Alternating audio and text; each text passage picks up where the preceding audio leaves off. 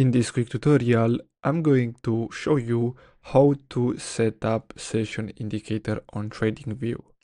So basically, what we're gonna have to do is simply go to indicators, then simply search for session. Then we just have to choose this one from Lux Algo. Now we just have to click on it, and as you can see, we have it right here. Now, if we click on it, we can simply click on the settings button, and here we can basically go and choose dividers.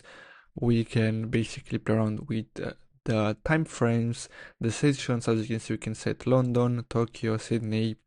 Then we can choose to change the colors. We have the style, visibility, and much more. So basically, that's all we have to do in order to set up session indicator on TradingView. I really hope you found this video helpful.